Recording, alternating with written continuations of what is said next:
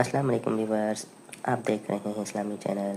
اگر نئے آئے اس چینل پہ تو لازمی سبسکرائب کرنا نہ بھولیے گا اور بیل آئیکن کو لازمی پریس کریں۔ سیدہ خدیجہ الکبریٰ رضی اللہ تعالی عنہ کا جو وصال ہے وہ 10 رمضان المبارک کو ہوا۔ سب سے پہلی موسنہ ہے اسلام، اور یہ وہ خوبصورت اور عظیم ہستی ہے کہ کائنات ساری کو مصطفیٰ کے پاس جا کے سکون ہوتا ہے، اور میرے مصطفیٰ فرماتے مجھے ختیجہ کے پاس جا کے سکون ہوتا ہے، ختیجہ کے پاس جا کے سکون ہوتا ہے۔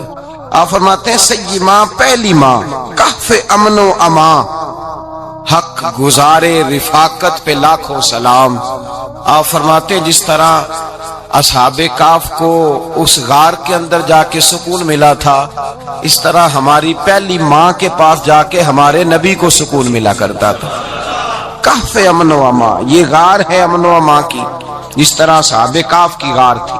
میرے بھائی، حضرت سیدہ خدیجہ الکبریٰ رضی اللہ تعالی عنہ کی یاد منانا، ان کا ذکر کرنا، اس لیے تو ضروری تھا ہی کہ وہ ہم سب کی ماں ہیں، اس لیے بھی ضروری ہے کہ وہ امت مسلمہ کی محسنہ ہے، اور اس لیے بھی ضروری ہے، یہ جملہ یاد رکھیے گا، اس لیے بھی ضروری ہے کہ جب حضرت ختیجہ کا تذکرہ ہوتا ہے تو میرے رسول پاک راضی ہوتے ہیں، حضور خوش ہوتے ہیں جب حضرت ختیجہ کی بات ہوتی ہے۔ جب حضرت خدیجہ الکبریٰ رضی اللہ تعالی عنہ سے کوئی محبت کرتا، کوئی احترام کرتا تو حضور راضی ہوتے۔ پہلی موسنہ قرآن مجید سورہ احزاب کی آیت نمبر 6 میں اللہ کریم نے فرمایا النبی اولیٰ بالمؤمنین من انفسہم، یہ نبی مومنوں کی ان کی جانوں سے بھی زیادہ مالک ہے۔ وازواجہ امہاتہم، اور فرمایا نبی پاک کی ازواج مومنوں کی مائیں ہیں۔ حضرت خدیجہ الکبریٰ رضی اللہ تعالی عنہ پہلی ماں ہے مومنوں کی۔ حضرت خدیجہ الکبریٰ رضی اللہ تعالی عنہ اس دور کے اندر جس دور میں ابھی اسلام نہیں آیا تھا، ابھی پردے کے احکام نہیں آئے تھے، ابھی عورتوں کے بارے میں وہ سارے احکامات نازل نہ ہوئے تھے جس کی پابند ایک مسلمان خاتون ہوتی ہے، اس زمانے میں بھی حضرت خدیجہ الکبریٰ پردے کی پابند تھی۔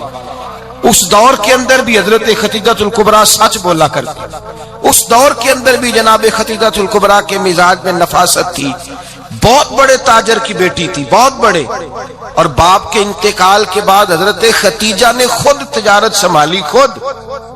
یہ کیسی تاجرہ ہیں جو کبھی گھر سے باہر نہیں نکلی، یہ کیسی تاجرہ ہیں جنہوں نے کبھی جا کے کسی آدمی کے ساتھ گفتگو نہیں کی، یہ کس قسم کی تجارت پیشہ خاتون ہے جو کبھی مارکیٹ اور بازار نہیں گئیں، لیکن مکے میں جن کا مال سب سے زیادہ بکتا تھا وہ حضرت خدیجہ الکبریٰ ہے۔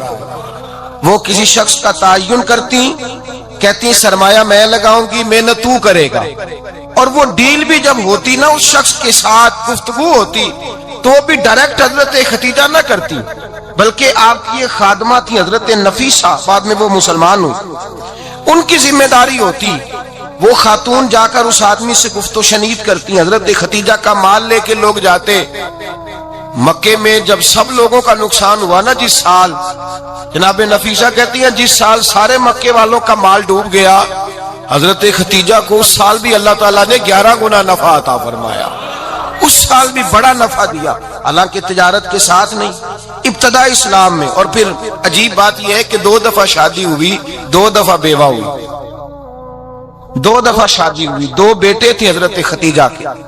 نبی پاک صلی اللہ علیہ وسلم سے قبل آپ کے 2 بیٹے تھے، ہند اور حالہ، دونوں مسلمان ہوئے، دونوں حضور کے صحابی ہوئے، 2 شہزادے تھے حضرت خدیجہ کے، 2 دفعہ پہلے شادی ہوئی، دونوں خامد انتقال کر گئے، عرب کے بڑے بڑے، اور حضرت خدیجہ بنو قریش میں سے ہیں، 3-4 نسلیں اوپر جا کر ان کا خاندان نبی پاک صلی اللہ علیہ وسلم کے ساتھ مل جاتا ہے۔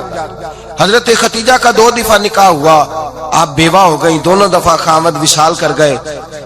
بڑے بڑے مکے کے سرداروں نے پیغام نکاح دیا، حضرت خدیجہ خاموش رہی، نکاح نہیں کیا۔ لوگوں نے بڑی وجوہات بیان کی، الگ الگ باتیں لکھی۔ شیخ محقق شاہ عبد الحق محدث دہلوی فرماتے نہیں، اصل بات اور تھی۔ عرب کے اندر سال کے بعد عورتوں کا ایک میلہ لگتا تھا خانہ کعبہ کے پاس، صرف عورتیں اکٹھی ہوتی تھی، میلہ لگا ہوا تھا۔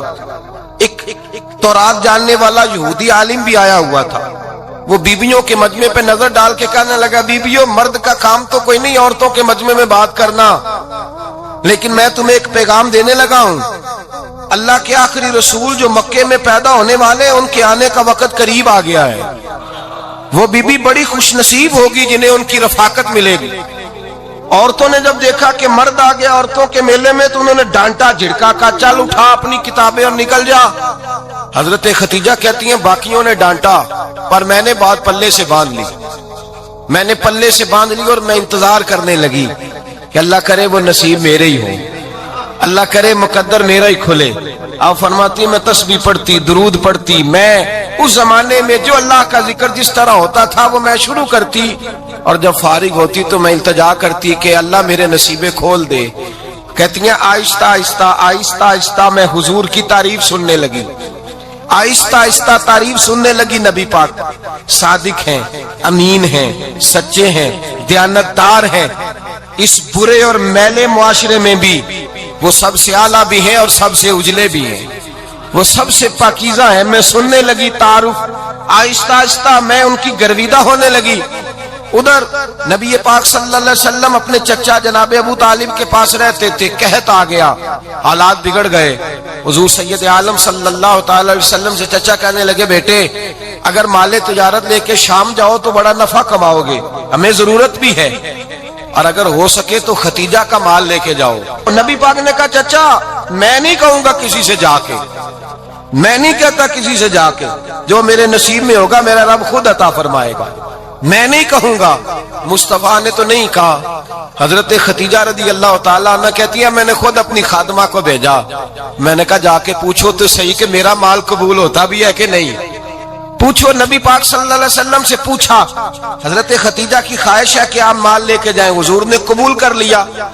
جناب خدیجہ الکبریٰ رضی اللہ تعالیٰ عنہ کے غلام تھے، میسرہ ان کا نام تھا، جناب خدیجہ نے ان کو ساتھ بھیجا۔ فرمایا تین باتیں ارشاد فرمائی، ایک تو فرمایا سارا رستہ غور سے دیکھنا میرے نبی کے ساتھ کیا معاملات درپیش ہوتے ہیں، ابھی اعلان نبوت نہیں کیا، فرمایا ذرا غور کرنا، میرے مصطفیٰ کا مطالعہ کرنا اور مجھے واپس آ کے سبق سنانا، وہ جو تم نے چہرہ بددعا کی تلاوت کی ہو ذرا مجھے واپس آ کے سنانا، جنہاں نے دل بر جانی ڈٹھا ہو اکھیاں ہی تک لیاں، تو ملے ہوں تے ساجن ملیا ہوں ناساں لگ پئیاں، ذرا جا کے نا تلاوت کرنا اور مجھے اور دوسرا فرمایا تم میرے غلام ہو تو مصطفیٰ کے بھی غلام بن کے رہنا، میں سنتی ہوں کہ کردار کے، افکار کے، نظریات کے، عظمت کے بلند و بالا، وہ جیسے کہے ویسے کرنا۔ اور تیسری حضرت خدیجہ نے نصیحت فرمائی، فرمایا محمد ابن عبداللہ صلی اللہ علیہ وسلم کی رائے سے اختلاف نہ کرنا، یہ چلتے ہوئے معاہدہ کیا، جو وہ کہہ دے سو کر جانا۔ غلام کہتے ہیں میں ساتھ گیا، باتیں میں نے سن لی، لیکن جب سفر شروع ہوا نا ابھی چند منزلیں طے ہوئی تھی، میں نے کہا خدیجہ آپ نے کیا نصیحت کرنی تھی، ان کے ساتھ جو رہے گا وہ ان کا غلام ہی بن جائے گا، ان کے ساتھ جو رہے گا تو اجے میرا محبوب نہیں ڈٹھا جن ویکھ کے چن شرماوے، جے رکھے ہاتھ پھلاں وچ ہاتھ نال پھلاں رل جاوے تے ادھی راتی چن چڑھ جاندے جدوں جلوہ فرماوے۔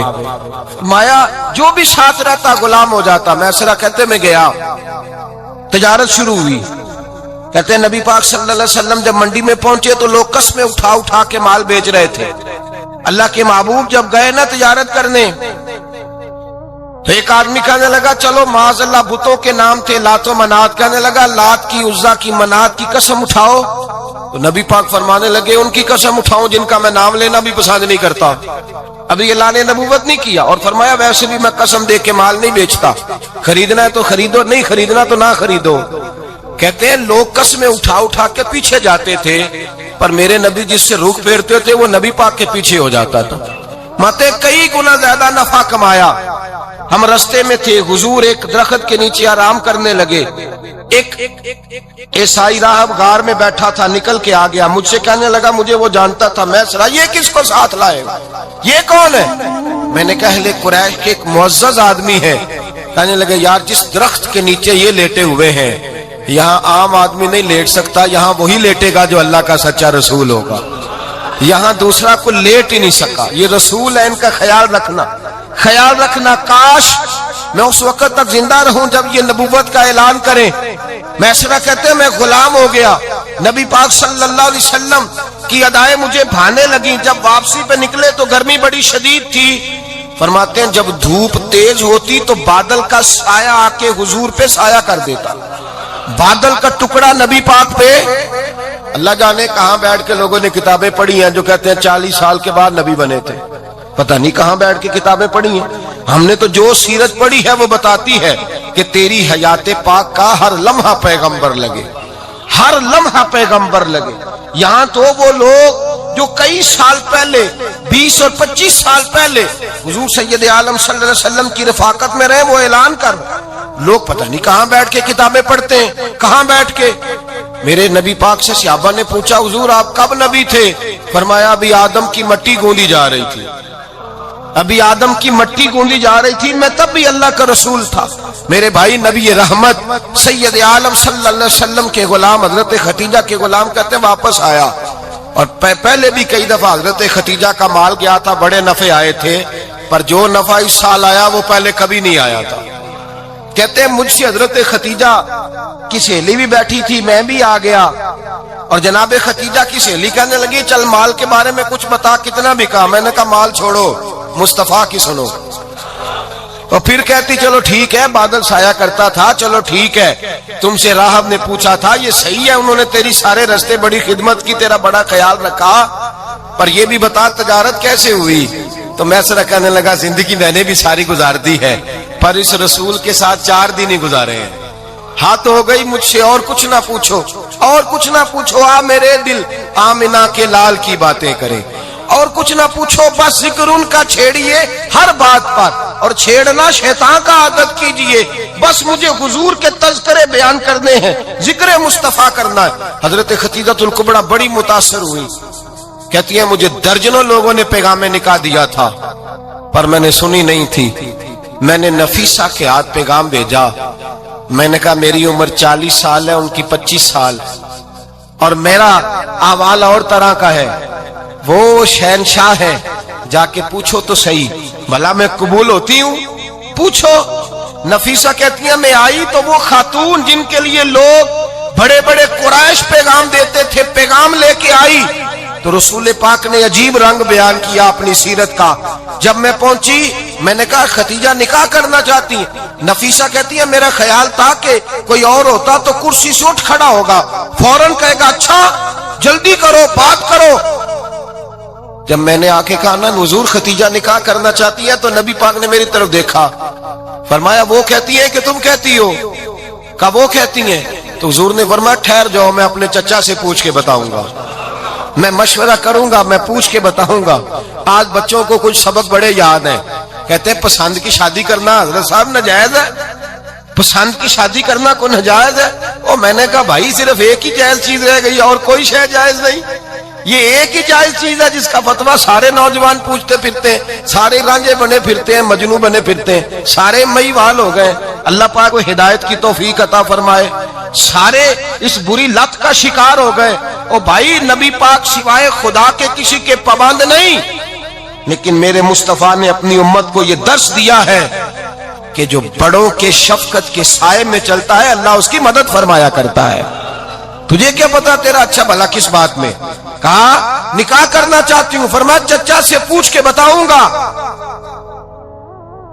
خدیجہ رضی اللہ تعالیٰ عنہ کہتی ہیں انہوں نے پوچھا, جناب ابو طالب کہنے لگے یہ تو خوش قسمتی ہے کہ ہمیں ایسی بہو مل جائے جس کے کردار میں, افکار میں, نظریات میں اتنی نفاست ہو. مصطفیٰ کریم کے ساتھ نکاح ہوا, قربان جائیں.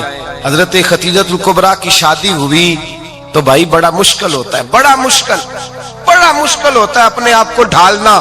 لیکن جناب خدیجہ کی زندگی اٹھا کے دیکھو, میں یہ نہیں کہہ سکتا وہ کروڑ پتی تھی, ارب خرب کی میں بات ہی نہیں کر سکتا, اور 20 نوکرانیاں تھیں ان کے پاس, درجنوں ان کے پاس غلام تھے. لیکن جب رسول اللہ کے دروازہ نور پہ آئی ہیں, انہوں نے میرے نبی کے گھر میں جھاڑو بھی دیا ہے, انہوں نے حضور کے کپڑے بھی دھوئے ہیں, انہوں نے رسول اللہ کے لیے اپنے ہاتھوں سے کھانا بنایا.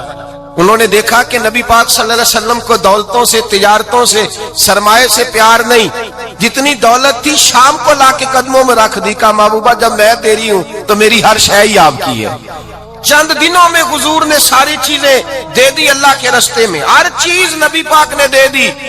حضرت خدیجہ الکبریٰ کا حال یہ تھا کہ ایک جوڑا رہ گیا، کئی جگہ سے پیوند لگے ہوئے، میں گڈی ہاتھ ڈور سجن دے، او جنج رکھے اونج رہنا ہے، واجب نہیں جے وچ شریعت مندہ قسم نو کہنا، بس ٹھیک ہے۔ جس حال میں محبوب راضی ہیں، کہا ہر چیز قدموں میں رکھ دی اور حضور کے ہر رشتے کا خیال کیا، نبی پاک کی ہر خواہش کا۔ عورتیں بالخصوص میری بات پہ توجہ کریں جو عرض کرنے لگا ہوں، آگ لگی ہوئی ہے گھروں میں، فساد ہے، لڑائی ہے، جھگڑا ہے، دنگا ہے، یہ تیرا رشتہ دار وہ میرا رشتہ دار، جب تیرے آتے ہیں تو روٹیاں جلدی پکتی ہیں، جب میرے آتے ہیں تو بیماریاں بڑی ہوتی ہیں، تیرے میرے کا جھگڑا۔ آؤ میرے مصطفیٰ کریم سید عالم کا بھی حال دیکھو، حضرت حلیمہ سعدیہ ملنے آئی، شادی کو کچھ دن گزرے تو حلیمہ سعدیہ ملنے آئی۔ حضرت حلیمہ سعدیہ سگی اماں نہیں، رضائی اماں ہے، یہاں تو سگی اماں برداشت نہیں ہوتی، سگی اماں، اور وہ بہو سوچتی نہیں بات کرتے ہوئے، سوچتی نہیں، وہ سوچتی نہیں کہ کس کے بارے میں بات کر رہی ہے، اسے پتہ ہی نہیں کہ تجھے تو پلا پلایا یہ ملا ہے نا، کبھی اس کی اماں سے پوچھ اس نے کتنی تکلیفیں برداشت کی، اس سے پوچھ کس دقت میں کس آزمائش میں اس بچے کو پروان چڑھایا ہے۔ تو آج مالک بنی ہے تو تو رنگ ہی بدل گئی ہے، اور بچہ بھی بیوی کے ساتھ مل کر کے اماں کی غیبت کرتا ہے، سوچتا ہی نہیں کہ بات کس کی ہو رہی ہے، اسے خیال ہی نہیں آتا۔ حضرت حلیمہ سعدیہ رضائی ماں ہے، جب تشریف لائیں تو مصطفیٰ کریم نے فرمایا خدیجہ یہ میری اماں ہے۔ جناب حلیمہ سعدیہ کہتی ہیں میں گھر میں رہی، میری خدمت کی، مجھے کھانا پکا کے دیا، بستر بچھا کے دیا، کپڑے لے کے دیے، اور جب میں جانے لگی تو کہنے لگی آپ میرے مصطفیٰ کی اماں ہیں، پہلی دفعہ آئی ہیں، تھوڑا سا تحفہ نہ دے دوں؟ میں نے کہا جیسے مرضی۔ حضرت حلیمہ کہنے لگی تو جناب حلیمہ سعدیہ کو 40 بکریاں اور 1 اونٹ تحفے میں عطا فرمایا۔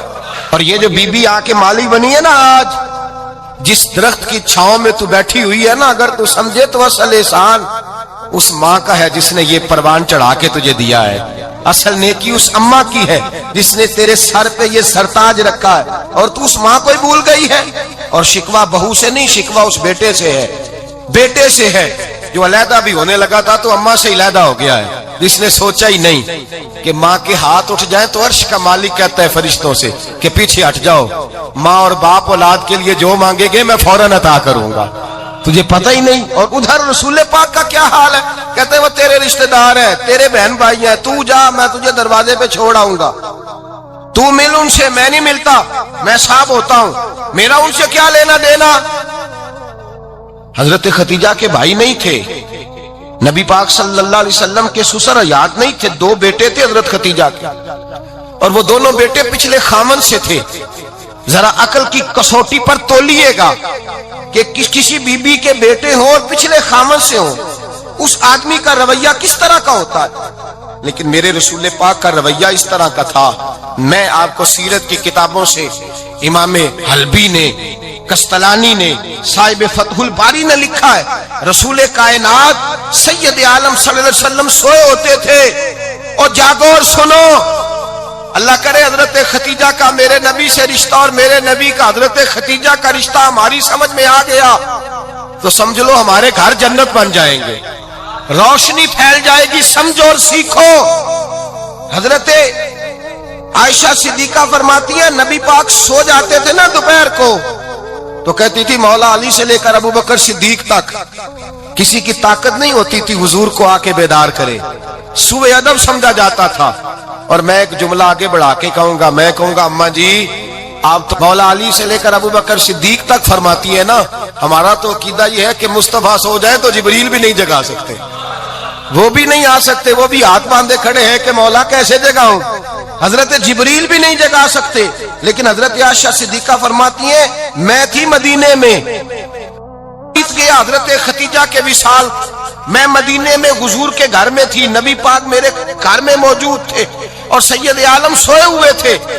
حضرت خدیجہ کے پچھلے خاوند کے بیٹے جناب حالہ آ گئے اور وہ مسجد میں آ کے بولے، مسجد میں توجہ کرنا، مسجد میں بولے، انہوں نے مسجد میں آ کے پوچھا کہ نبی پاک کہاں ہے، مسجد میں۔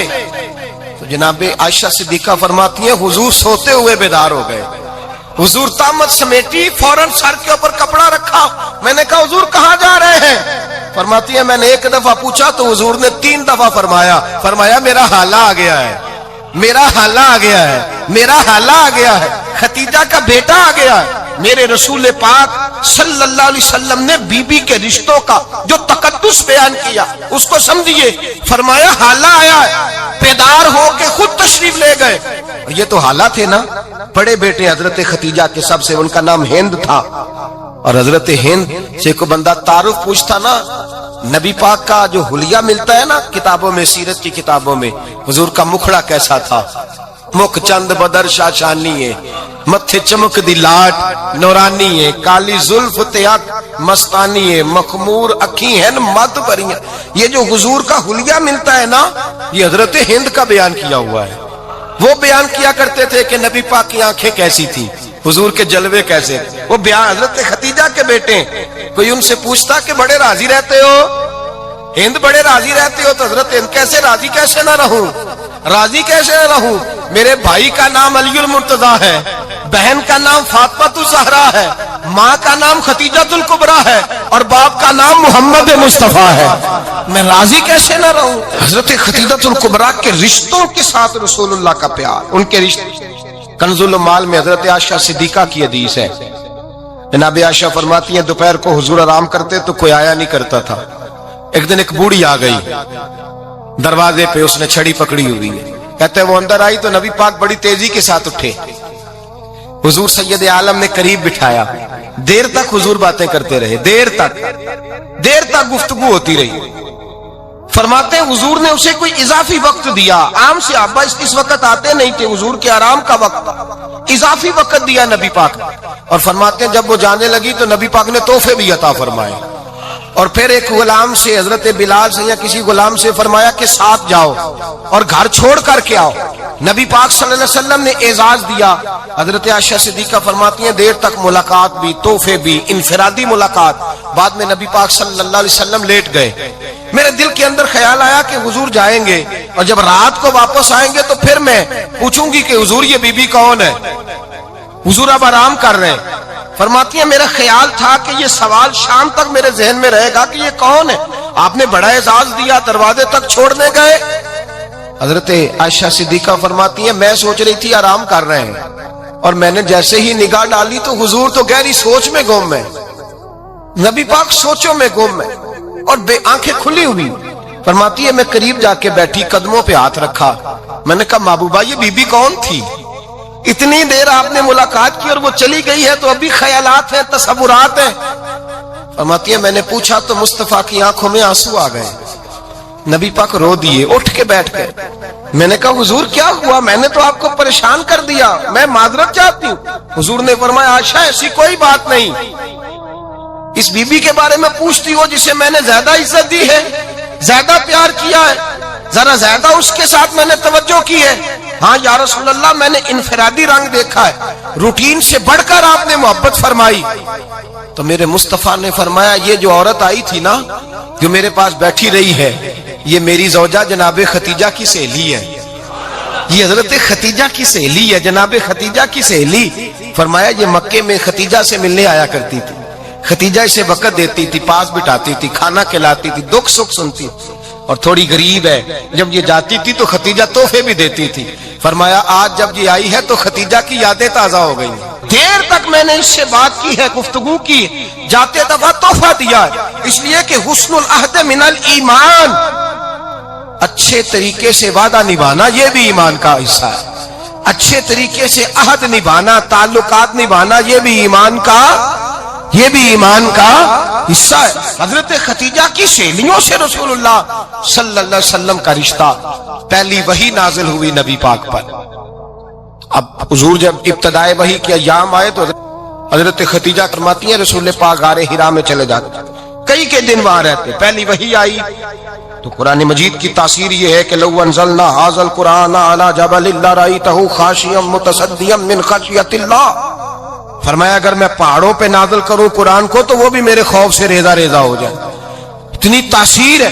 جب حضور کے قلب اطہر پر آیا تو نبی پاک کامتے ہوئے کھا رہا ہے، زملونی زملونی، مجھے چادر اڑاؤ چادر اڑاؤ. حضرت ختیجہ نے چادر دی، بیٹھ گئے. کہا ختیجہ آج کوئی آنے والا آیا ہے، اقرأ بسم ربک الذی خلق، یہ آیات اس نے مجھے دی ہیں اور میں بڑے خوف کے عالم میں ہوں. حضرت ختیجہ کے لفظ بڑے حسین ہیں. جناب ختیجہ الکبریٰ رضی اللہ تعالیٰ عنہ کیا فرماتی ہیں؟ کہتی ہیں یا رسول اللہ صلی اللہ علیہ وسلم آپ غم نہ کریں، رب آپ کو رسوا نہیں کرے گا، عزتیں عطا کرے گا. اور دلیل کیا ہے؟ حضرت ختیجہ فرمانے لگی دلیل یہ ہے کہ آپ غریبوں کی مدد کرتے ہیں، مسکینوں کا خیال رکھتے ہیں، اور محبوبہ کمزوروں کا بوجھ آپ اٹھاتے ہیں. جس کے اندر یہ خوبیاں ہوتی ہیں اللہ اسے عزت ہی عطا فرمایا کرتا ہے. حضرت ختیجہ الکبریٰ رضی اللہ تعالیٰ عنہ سب سے پہلے نبی پاک پہ ایمان لائی. بڑا مشکل ہوتا ہے. ہمارے جو فلسفے کے لوگ ہیں وہ کہتے ہیں بہت بڑا ولی اللہ بھی ہو تو بیوی اس کی مان جائے، یہ مشکل ہوتا ہے کام، یہ مشکل ہوتا ہے. حضرت ختیجہ الکبریٰ رضی اللہ تعالیٰ عنہ سب سے پہلے ایمان. اور کس طرح کا ایمان؟ کس طرح کا ایمان؟ ابن ماجہ میں روایت ہے، غور کرنا. حضرت قاسم نبی پاک صلی اللہ علیہ وسلم کے صاحبزادے، حضور کی 6 اولادیں، 4 بیٹیاں 2 بیٹے حضرت ختیجہ سے ہوئے، 4 بیٹیاں اور 2 بیٹے. دھوکہ دیتے ہیں بعض لوگ، کہتے ہیں حضرت ختیجہ کی ایک ہی بیٹی تھی. حضرت قاسم حضور کے بیٹے تھے، وہ وصال کر گئے. حضرت ختیجہ ابھی دودھ پلاتی تھی کہ شہزادے پردہ کر گئے. ایک دن گھر میں بیٹھی ہوئی تھی تو کہنے لگی یا رسول اللہ صلی اللہ علیہ وسلم میرے بیٹے قاسم کے حصے کا دودھ میرے وجود میں بھر آیا ہے، کاش میرا رب اتنا موقع دیتا کہ میرا بیٹا مدت رضاعت ہی پوری کر لیتا، وہ دودھ پی لیتا.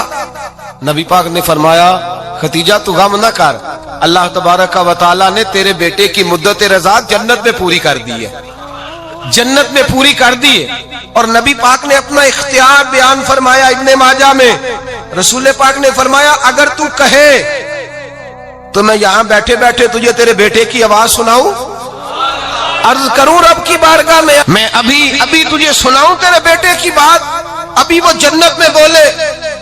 لطف نہیں آیا آپ کو اس بات کا؟ میں ابھی سناؤں تجھے بات، سیاستہ کی روایت، ابھی سناؤں تیرا بیٹا بولے گا جنت میں، آواز یہاں مکے میں آئے گی، سناؤں. بڑے لوگ کرامت دیکھنا چاہتے ہیں، معجزہ دیکھنا چاہتے ہیں، کہتے ہیں جی میں تو وہ دیکھ کے آؤں گا. کہا سناؤں. حضرت ختیجہ کا ایمان دیکھیں، کہنے لگی محبوبہ مجھے سننے کی کیا ضرورت ہے، میں خدا کو بھی مانتی ہوں، محمد مصطفیٰ کو بھی مانتی ہوں، میں بن دیکھے ہی مانتی ہوں، بن دیکھے ہی مانتی ہوں، مجھے سننے کی ضرورت آپ نے کہہ دیا تو سو ہو گیا، مجھے حاجت. حضور کہہ رہے ہیں اگر تو کہے تو دعا کروں، التجا کروں، ابھی آواز اللہ سنا دے، ابھی سناؤں. حضرت ختیجہ کہتی ہے نہیں حضور میں بن دیکھے ہی، میں ان لوگوں میں سے نہیں ہوں جو پہلے دیکھ داکھ کے آئیں، پلٹ کے آئیں، دیکھ کے سودا کریں. میں تو ان لوگوں میں سے ہوں جو بن دیکھے مانا کرتے ہیں. یؤمنون بالغیب کی قائل رسول اللہ صلی اللہ علیہ وسلم پہ ایمان لائی. اور پھر نبی پاک صلی اللہ علیہ وسلم نے جیسا کہا حضرت ختیجہ نے ویسا کیا. اور حضرت عائشہ کی روایت ایسی بھی ملتی ہے، جناب عائشہ سے کسی نے پوچھا تھا کسی نے جنت کی نعمتیں بھی کھائی ہیں؟ تو حضرت عائشہ کہنے لگی ہاں، ایک دفعہ نبی پاک نے جنت کے انگوروں کا خوشہ توڑ کے حضرت ختیجہ کو کھلائے تھے. وہ انگور وہاں سے توڑ کے جناب ختیجہ کو حضور نے انگور کھلائے. نبی پاک صلی اللہ تعالی علیہ وسلم پر ایمان لائی، ہر موقع پر حضور کا ساتھ دیا، تکلیفیں دیکھی، آزمائشیں دیکھی. حضرت ختیجہ کا جو وقت حضور کے ساتھ گزرا ہے نا وہ سارا آزمائشوں کا وقت. 15 سال شادی کو ہوئے تو نبی پاک نے اعلان نبوت کیا، باقی کے 10 سال 25 سال کی رفاقت رہی.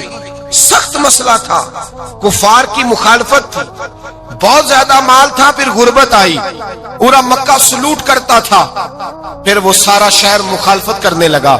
حضرت ختیجہ الکبریٰ ڈٹ کے رسول اللہ کا ساتھ دیتی، ہر موقع پر کسی جگہ شکوہ نہیں کیا.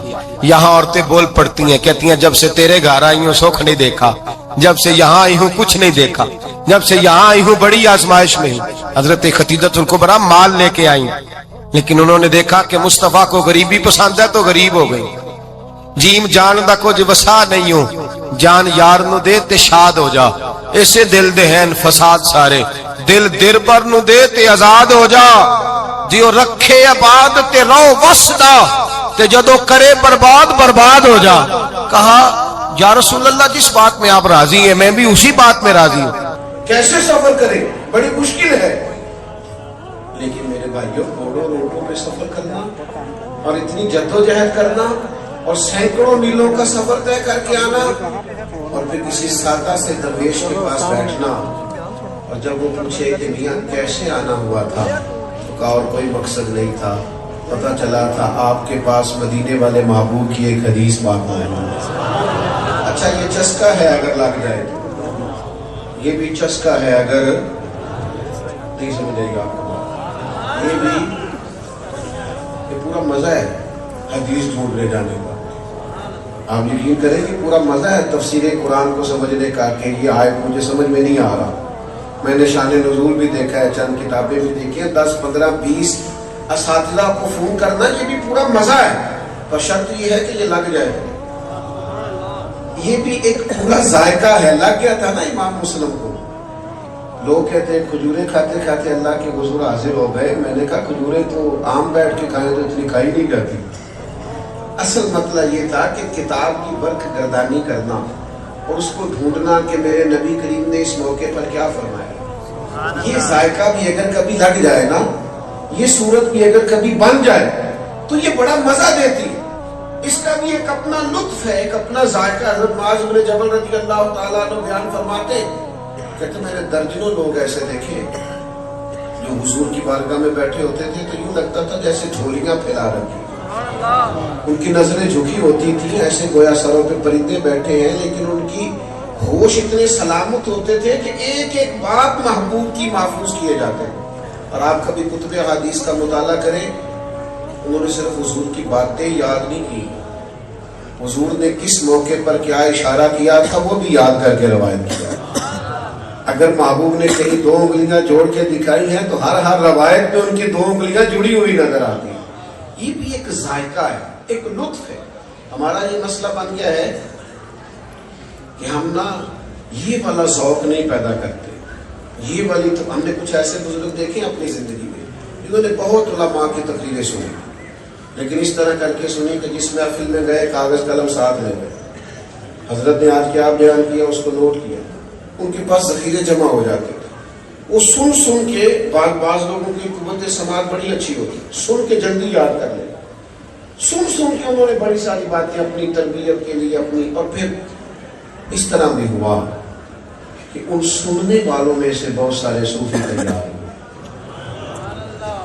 میں درجنوں ایسے لوگوں کو جانتا ہوں انہوں نے باقاعدہ نصاب تو نہیں پڑھا لیکن کسی شیخ کی صحبت اٹھائی ہے تو بہترین کر کے اٹھائی زبردست کر کے اٹھائی ہے اس کے نقوش نظر آتے ہیں باقاعدہ تو یہ ذوق جو ہے نا تھوڑا سا علم کا شوق آج بڑا گھٹن والا ماحول ہو گیا ہے ہر بات پہ اعتراض ہر بات پہ شکوہ آپ تو ماشاءاللہ اہل محبت ہیں اور یہاں ایک خانقاہ پہ تشریف فرما ہے لیکن جب دنیا سے اٹھ کے ہم ایسی جگہوں پہ جا کے بیٹھتے ہیں نا جو کہیں وابستہ نہیں جو دور بیٹھے ہوئے ہیں اور جن کے مزاج میں تنقید ہے تو ہم جب ان کی باتیں غور سے سنتے ہیں نا کہ بہت امیر آدمی ہے لیکن اس کا خیال یہ ہے کہ یار یہ مولوی کچھ بھی نہیں کر رہے یہ بس بعض معاملات میں ان کا خیال ہوتا ہے کہ بوجھ ہی بنے ہوئے ہیں تو جب ان لوگوں کی ساری باتیں غور سے سنتے ہیں تو محسوس ہوتا ہے بیچارے کسی پراپوگنڈے کا شکار ہے کسی نے وہم میں ڈال دیا ہے ظاہر ہے کوئی بندہ بھی اس وقت چھوٹا نظر آتا ہے جب اسے دور سے دیکھا جائے یا غرور سے دیکھا جائے وہ کبھی قریب آتے نہیں بیٹھتے نہیں چیزوں کو سمجھتے نہیں معاملات پر غور نہیں کرتے تو وہ دور بیٹھ کر پراپوگنڈا کرتے ہیں عزیز دوستو جب ہمارا مزاج علمی ہوگا ہم چیزوں کو سمجھیں گے اخلاقیات کے تعلق سے ہمارے پاس نصاب موجود ہوگا ہمیں ان ساری باتوں کا پتہ ہوگا جو نبی پاک علیہ السلام نے ہماری تربیت کے لیے بیان فرمائی اور ہم ان کا شوق رکھتے ہوں گے اور پھر ہمارے پاس وہ ذخیرہ اس طرح موجود ہوگا کہ ہماری عملی زندگی میں بھی وہ نافذ ہوگا تو آپ یقین کریں بہت سارے پراپوگنڈے خود بخود ختم ہو جائیں بہت ساری چیزیں خود بخود ختم ہو جائیں ایک وکیل صاحب سے ایک دفعہ کسی نشست میں ملاقات ہو گئی تو وہ کہنے لگے کہ آپ لوگوں نے نا لوگوں کو قبر پرست بنا دیا۔ میں نے تسلی سے ان کی بات سنی، میں نے کہا میں اس حوصلے سے آپ کے سارے تانے برداشت کروں گا کہ پھر مجھے بھی آپ موقع دیں۔ تو انہوں نے خیر مجھے موقع دیا، تو پرانے آدمی کے پڑھے لکھے تھے اور قرآنیات کے ساتھ اچھی دلچسپی رکھتے تھے، تو میں نے ان سے کہا کہ صاحب آپ کی بات میں نے بڑے غور سے سنی، تو ویسے کس عالم کو آپ نے قبر پہ سجدہ کرتے دیکھا، اس کا نام بتائیں۔ چلے کوئی آپ مثال ایک دو، کہنے لگے کہ بہت سارے لوگ ہم نے وہاں آتے جاتے دیکھے۔ میں نے کہا ان پڑھ آدمی تو کسی بھی قوم کا ہو وہ کبھی دلیل نہیں ہوتا، تو کبھی دلیل نہیں ہے نا۔ ان پڑھ آدمی نے کوئی غلطی کر لی تو آپ اسے دلیل بنائیں گے، وہ ہم سے ویسے بھی، اور پھر ابتلا سے حکم بھی نہیں بدلتا۔ میں بھی اگر کوئی غلطی کروں تو میری ذاتی غلطی ہے، ان کو میرے نظریے نے، میرے عقیدے نے، میری جماعت نے تھوڑی مجھ سے کہا، ابتلا سے حکم تھوڑی بدلتے، تو ہو جاتا ہے۔ تو مجھے کہنے لگے پھر آپ لوگوں کا نصاب کیا؟ میں نے کہا یہ بالکل آخر میں بتائیں گے آپ کو، پہلے آپ یہ بتائیں کہ آپ نے اتنی سخت بات کی کہ ہم معاذ اللہ قبر پرست ہیں، یعنی ایک مومن کو آپ نے کافر ہی کہہ دیا، آپ کو بھی تو کوئی دلیل پیش کرنا چاہیے تھی نا، اس پر اتنی سخت بات آپ نے کی، آپ کو اس پر دلیل دینی چاہیے، خاموش ہو گئے۔ تو پھر میں نے ان سے کہا کہ آپ نصاب پڑھیے، ہمارے بزرگوں کو پڑھیے، اور آپ زیادہ نہیں تھوڑا پڑھیے، آپ جس نے کہیں کوئی خلاصہ آپ کو نظر آ جائے وہ پڑھیے۔ آپ اعلیٰ اعظم بریلوی کو نہیں پورا پڑھ سکتے تو پروفیسر ڈاکٹر مسعود احمد صاحب کو پڑھیے، جنہوں نے ان پہ لکھا ہے بزرگ تھے، اور کیا بزرگ تھے وہ بھی، کیا ہستی تھی، ان کی زیارت کرنے سے محسوس ہوتا تھا کہ کیا بات۔ اور کمال لکھا انہوں نے فاضل بریلوی پہ، اور لوگوں کو ریسرچ پہ لگایا، 20 لوگوں نے ان کی نگرانی میں پی ایچ ڈیز کے مقالہ جات لکھی، کام بسرے، مطلب یہ یہاں کا عنوان نہیں۔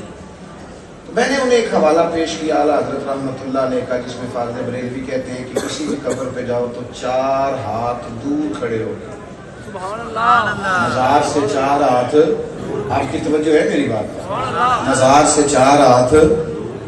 آپ یقین کریں سعادت مند آدمی تھے، اور میں یہاں باوضو حاضر ہوں۔ میں نے اس شخص کو جب کتاب دی تو میں نے اسے حیرت میں گم ہوتے دیکھا، کہ میں نے کہا یہ مولانا احمد رضا نے لکھا ہے۔ میں نے کہا اس کو پڑھیے، 100 دفعہ پڑھیے۔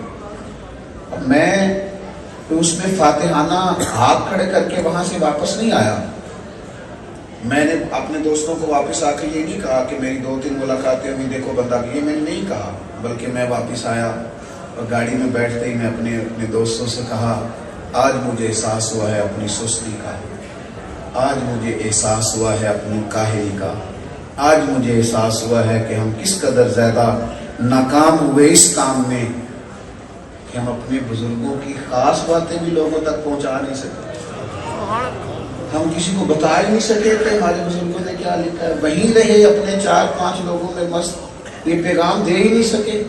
خدا کرے کہ ایسا ہو، خدا کرے کہ ایسا ہو کہ آپ حضرت فقیہ اعظم کو پڑھنے والے ہوں، اللہ کرے کہ ایسا ہو آپ اعلیٰ حضرت بریلوی کو پڑھنے والے ہوں، لیکن میں بڑی ذمہ داری سے کہتا ہوں اتنی مشقتیں زندگی بھر جن لوگوں نے کی، ان سے خالص پیار رکھنے والوں نے بھی پیار تو کیا اور خالص کیا، لیکن جو اصل مشن تھا اس مشن پر چل نہیں سکے، توجہ نہیں کی، غور نہیں کی۔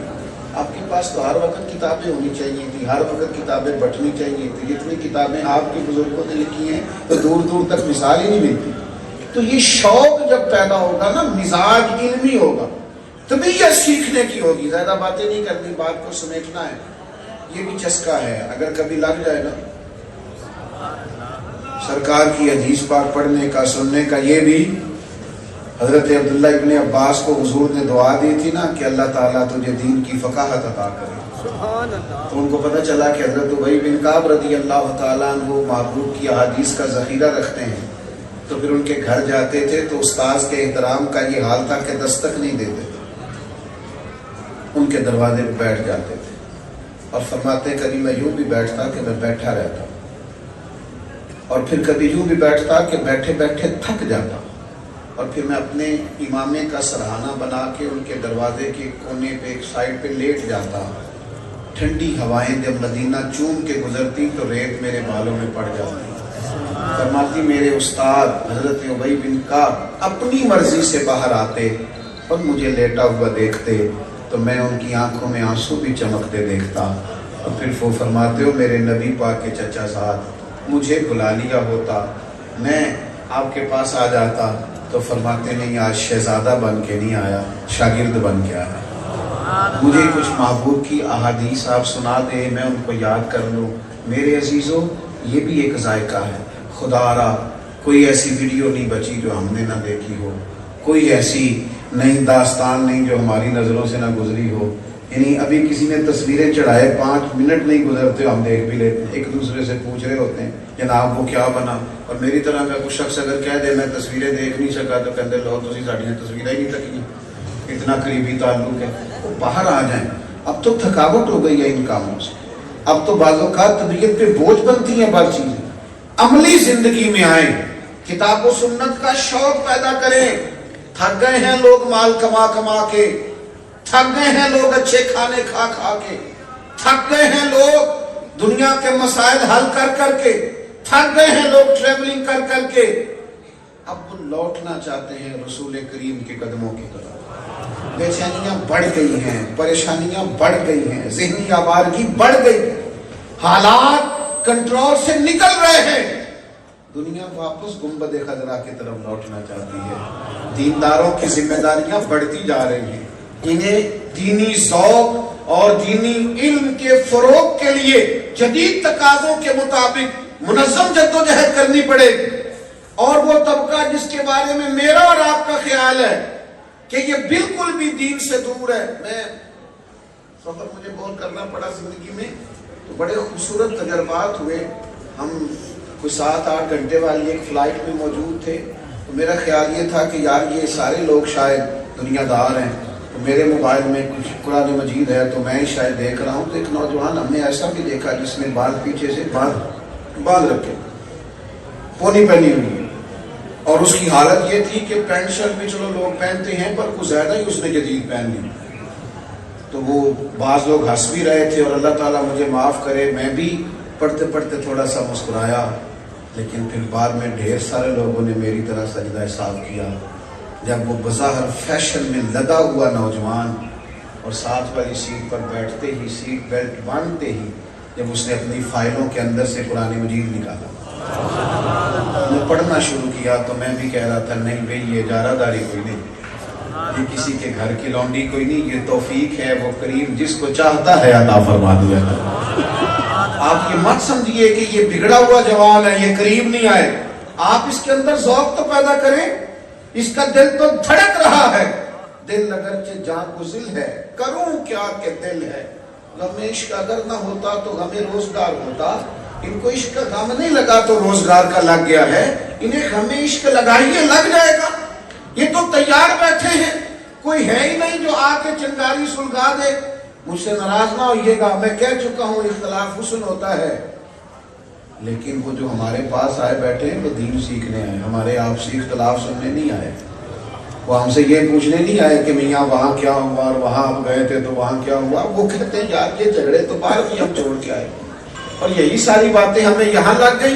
تو یہ ذائقہ تمام مسائل کا حل یہ ہے کہ آپ نبی پاک علیہ السلام کے دین کے فروغ کے لیے کتاب و سنت کی ترویج کے لیے. حضرت بقی الدین ابن مخلد کہتے ہیں میں اپنے ماموں کے پاس پڑھتا تھا اور میری طلب حدیث پاک میں اتنی زیادہ تھی کہ میرے ماموں مجھے کہنے لگے پتر تو بغداد چلا جائے امام احمد بن حنبل کے پاس, میں تیرا ذوق نہیں پورا کر سکتا. فرماتے میں دریا پہ بیٹھا آنے کے لیے تو رستے میں طوفان آ گیا. وہ میں بچھڑا قافلے سے جزیرے پہ چلا گیا, 1 مہینہ بغیر کھائے پیے گزارا. پھر کوئی سہارا ملا تو بغداد پہنچے. جو بغداد آئے تو پتہ چلا کہ امام احمد بن حنبل پر تو بادشاہ نے بڑی سختی کر دی ہے, گھر میں نظر بند کر دی ہے. میں نے کچھ لوگوں سے پوچھا چلو مجھے شیخ کے گھر کا راستہ ہی کوئی بتا دے. ان کا سختی بڑی ہے, اشارہ بھی نہیں کر سکتے, کرفیو نافذ. شیخ فرماتے ہیں ایک شخص کی میں نے منت کی, کہنے لگا انگلی کا اشارہ نہیں آنکھ کا اشارہ کروں گا, یہ گھر ہے امام احمد بن حنبل. कहते हैं वो घर दिखा के चले गए, मेरे फटे हुए कपड़े, कई दिनों का सफ़र, कभी खाना मिलता कभी ना मिलता। मैंने सोचा दरवाजे तक कैसे जाऊं, इर्द गिर्द तो पुलिस खड़ी है। फिर मैंने एक तजवीज़ सोची, कपड़े फाड़ लिए, टोपी उतार ली, मांगने वाला कासा गले में डाल लिया, तेनू लब दे आप गुआचे, सानू अपनी खबर न कोई, साथों ते भारे नहीं कख गलियां दे, हुण ते आख दे लोग शुदाई, नंग नमूस दा साड़ के चोला, गल पहने ताज गदाई, सजना असी अपना आप गवाया ता यार ने जाती पाई। फरमाते मैं एक एक दरवाजे मांगने लगा, सजना यार मनाउन दी खातर असा की पेश बटाए। फरमाते मांगते मांगते इमाम अहमद बिन हंबल का दरवाजा आया और मैंने सदा लगाई, फकीर हूँ, दूर से आया हूँ, तो मेहरबानी हो जाए। कहते हैं शेख बाहर तशरीफ लाए फकीर को देने के लिए, और जब एक दिनार वो मेरे कासे में डालने लगे, छोड़ दें कि मेहरबानी करें, इतनी मजेदार बात हो रही है, क्यों दखल दे रहे हैं आप, बात सुने। फरमाते हैं कि जब वो एक दिनार डालने लगे तो मैंने हाथ पकड़ के चूम लिया, और फिर मेरे आंसू जो बहे तो मैंने कहा मैं वो वाला फकीर नहीं जो पैसे लेने आया हूँ, मेरे फटे हुए कपड़े देखें, मैं रोज फकीर बन के आया करूंगा। आप मोहम्मद अरबी की चंद हदीसें सुना दिया। इमाम साहब ने भी नजर उठा के देखा, तालिब इल्मो, कुछ तालिब इल्म भी ऐसे होते हैं जो उस्ताद का दिल करने लगता है मैं तैयारी करके आऊँ, ये मुझसे सवाल पूछता है। कुछ तलबा भी ऐसे होते हैं जिनकी वजह से ना थोड़ा दिल करता है क्लास में बैठने को। शेख फरमाते कई महीने में फकीर बन के जाता रहा और कई महीने में कासा आगे करके हदीसें सुनता रहा, फिर हालात बदल गए, हालात बदल ही जाते हैं। हाँ, हालात के सहमे हुए लोगों को बता दो, हालात बदल जाते हैं, एक जैसे नहीं रहते। फरमाते बदल गए हालात, हुकूमत बदल गई, नया बादशाह आया तो उसने मदरसा बड़ा बना के दिया। कहते हैं शेख मसनद तदरीस पे जलवा फिगन हुए तो हमने भी कपड़े बदल लिए। फरमाते इमामा बांध के मैं बैठा तो तलबा आ गए थे, अगली सफों में रश था, तो हम तो थे ना फकीर लोग, हमें तो चाह भी नहीं था आगे आने का। फरमाते मैं पिछली सफ में बैठा तो इमाम अहमद बिन हंबल की नजर पड़ी, पहली नजरे लुट लिया माही तेरे हार शिंगारा। फरमाते हैं वो नजर पड़ी तो फिर इमाम साहब रोए और फिर अपनी नशिस्त पे खड़े हुए और फिर फरमाया रास्ता दो ना इसे आगे आने दो। फरमाते मैं आगे आया तो शेख ने सीने से लगाया, फरमाने लगे तलबा को मैंने भी बड़ा पढ़ाया है पर जैसे तूने पढ़ाया ना, ये अंदाज भी कम ही किसी का मिलेगा। ये चस्का लगाओ हुजूर की हदीस पाक का, चस्का लगाओ तफसीर कुरान जानने का, ये चस्का लगाओ मसाइल फिक्र सीखने का, ये लग जाएगा। आप लगा के देखो, ये भी इतना खूबसूरत नशा है कि आप बड़े सारे काम भूल जाएंगे। ये रंग पैदा करे आप और मैं जिस आस्थाना पे हाजिर हैं, यहाँ का मिजाज इल्मी है।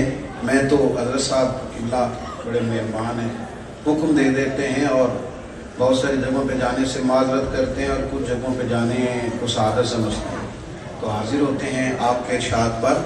वरना यहाँ कमी नहीं है माशाअल्लाह। इस आस्थाने से फैज़ पाने वाले बड़े खुतबा, वाइज़ीन, मुबल्लिगीन, मुनाज़िरीन, ये तो हर मामले में खुद कफ़ील हैं। मौलाना माशाअल्लाह वैस मुर्तज़ा साहब तशरीफ़ फरमाया, यहाँ तो एक सिलसिला है फैज़ का। बस यहाँ के मुतल्लिकीन की जिम्मेदारी ये है कि मिजाज इल्मी पैदा करें, तबीयत इल्मी पैदा करें, ज़ौक़ इल्मी पैदा करें, महबूब पाक की बातों का जायका अपनी तबीयत में ठंडक समझ कर उतारें।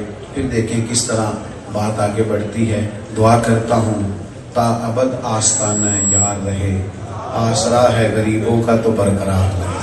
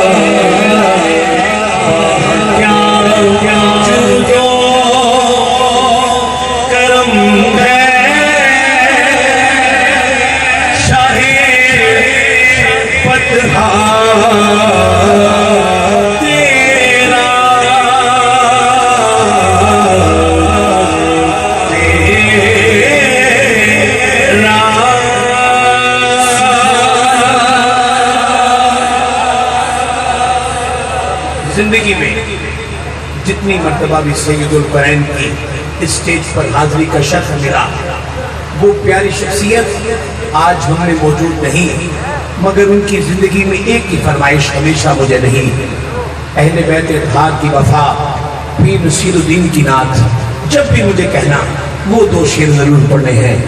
ایک میں ہی نہیں ان پر قربان زمانہ ہے، ایک میں ہی نہیں ان پر قربان زمانہ۔ ہاتھ اٹھائیں ذرا، اٹھائیے ہاتھ، ایک میں ہی نہیں ان پر قربان زمانہ ہے، ایک میری نہیں ان پر قربان زمانہ ہے، ایک میری نہیں ان پر قربان زمانہ ہے، جو رب تو عالم کا محبوب یگانہ ہے، جو رب تو عالم کا محبوب یگانہ ہے، جو رب تو عالم کا محبوب یگانہ ہے، جو رب تو عالم کا محبوب یگانہ ہے، کل پل سے ہمیں جس نے خود پار لگانا ہے، کل پل سے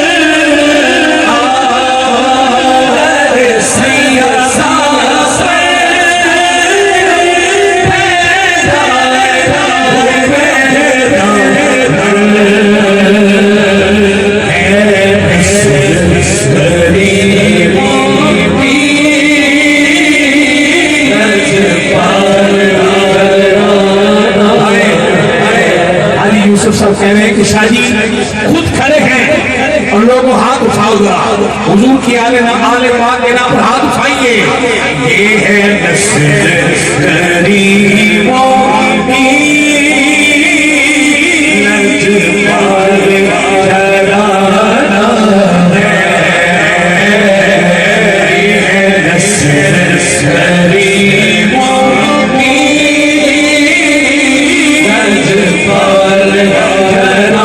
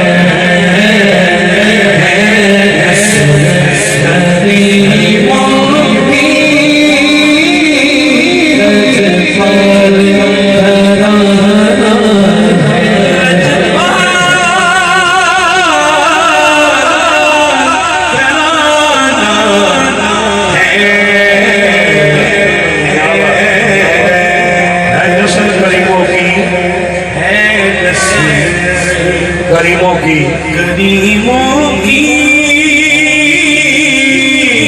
تیری نسل پاک میں ہے بچہ بچہ نور کا تو ہے اہل نور تیرا سب گھرانہ نور کا لجپال گھرانہ